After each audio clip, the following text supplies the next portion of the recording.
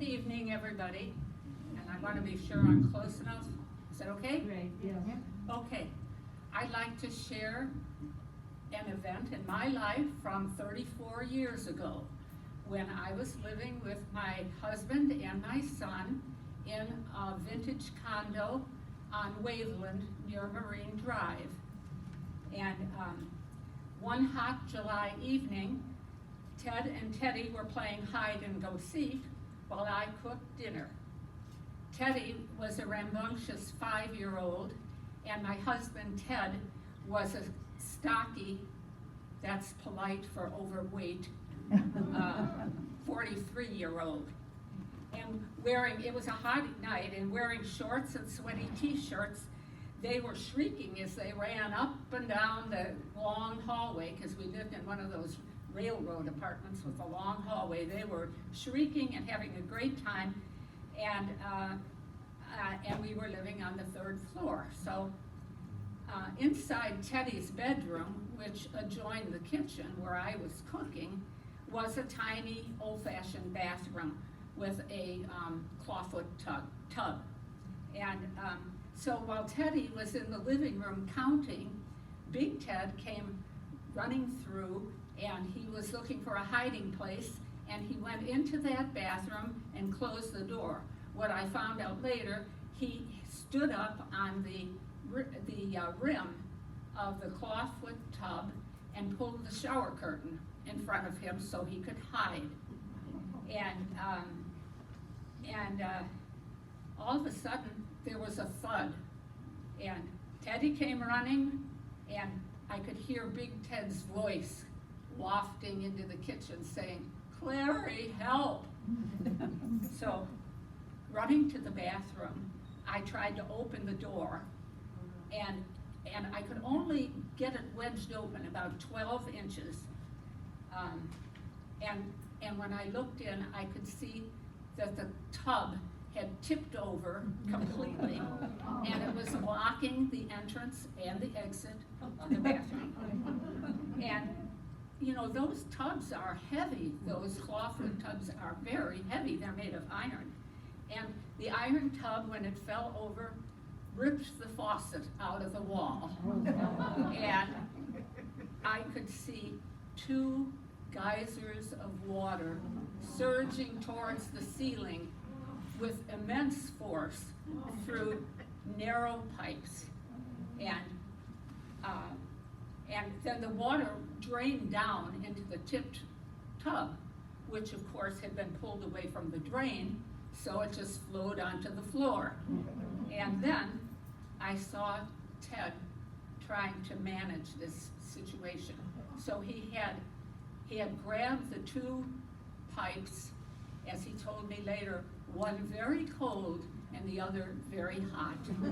And he was wrestling with those pipes, and he finally got them bent so that the flow of water gracefully arched through the air and landed in the toilet. So, thoroughly drenched and in Superman mode, he then managed to move the tub away from the door enough to escape from the bathroom. And he said he was going down to the basement to find the shut-off valve for the bathroom, and that Teddy and I were to post ourselves at the top of the steps and on the bottom of the steps, and we would run back and forth to say, he'd say, "I turned the valve off, is that it?" And then Teddy would yell up to me, "Is it off?" And I'd run down the hall, "No, it's not off." And this went on. We were it was a 6-unit building. And first of all, when Ted went down there, he didn't even know where the shut-off valves were, much less which one was for the bathroom in our apartment. But anyway, he eventually found it, turned off the water, and this whole escapade cost over $1,000 in repair to my downstairs neighbor's wall and ceiling. But we got a lot of laughs out of it over the years. So that is my little story. Life with Ed and Betty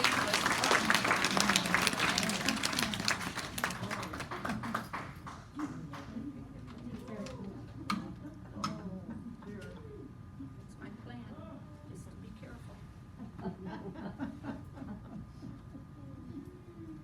That's my favorite. You can do it. Way to go, Glory. I have this. Boy. Wonderful story. All true. I know.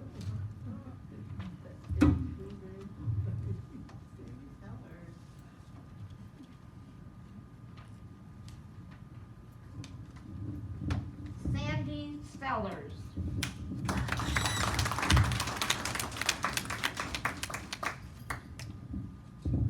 Hi, I'm Sandy Sellers, and I'm going to tell you a little bit about my life. And I'm going to start with careers. I've had several. I started cooking in a grill in a bar. I also owned a beauty shop and fixed hair. I was a secretary. I was a behavioral health therapist, both in a hospital and in private practice. And I taught college careers, or college classes, careers, group counseling, and I even taught some interns. Now for the fun part of my program. First thing I want to do is tell you when I was about 2 years old, we were living in an apartment house in Baltimore, Maryland, and I was sitting outside on the sidewalk playing, my mother reading a book next to me, and this man started walking down the sidewalk. When he got to me, I raised my sweet, innocent face to him and I said, "Hello, Mr. Son of a Bitch." Well, the man gave me a dime and hurried on up the street. I later found out that he and his wife would do a lot of drinking on weekends and fight, and they were right on the other side of my bedroom wall. So that was an auspicious beginning. Another story, my grandparents lived in a house with a grocery store at the back of it. And I used to love to go there and get a penny, remember the little penny bags for candy? Oh, Yeah, that was pretty fun when your grandmother owned the store. So one day, Mom was called in to help her. So Mom put me into the bed to take my afternoon nap, because I was still pretty little. I was 2.5. All of a sudden, the phone rang down in the store, and it was from my mom. And this lady said, "You know, I would really like to buy whatever it is that Sandy is selling, but I'm not sure I understand what it is." And my mother said, "Well, Auntie Sandy, she's in bed sleeping." And the lady said, "No, I think she's right here." So my mother said, "Thank you," went up. Of course, I wasn't in bed, I was gone. My grandmother had given me those little pads that they would write orders down on to play with. So I took that and a pencil, put on my dress backwards, no shoes, and went toddling up the street to sell scriptions.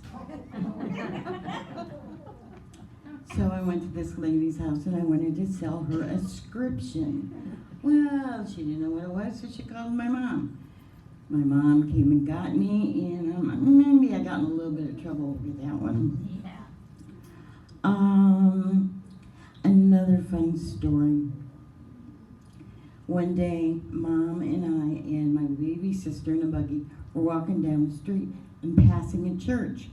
Just as we passed the church, a man was coming the other way. And I said, just as he got to us, "Oh, Mother, there's the church where you and Daddy got married last week." I don't know what she did with me. I think my last story, no, I'm not going to do that one. the last story I'm going to tell was me as an adult. I was working in the hospital. I was a counselor. Imagine they trusted me. And we just finished lunch in the lunchroom full of hospital employees. Well, I got up to go back to work, and I started to walk away from the table, and I fell, which I do a lot, I fall. And as I fell, my prosthesis, because I had had a mastectomy, fell out of my bra and landed on the floor in front of me with everyone in the hospital watching. I was mortified. I grabbed it and got out of there as fast as I could. And so that's my life, Sandy Sellers. Hey,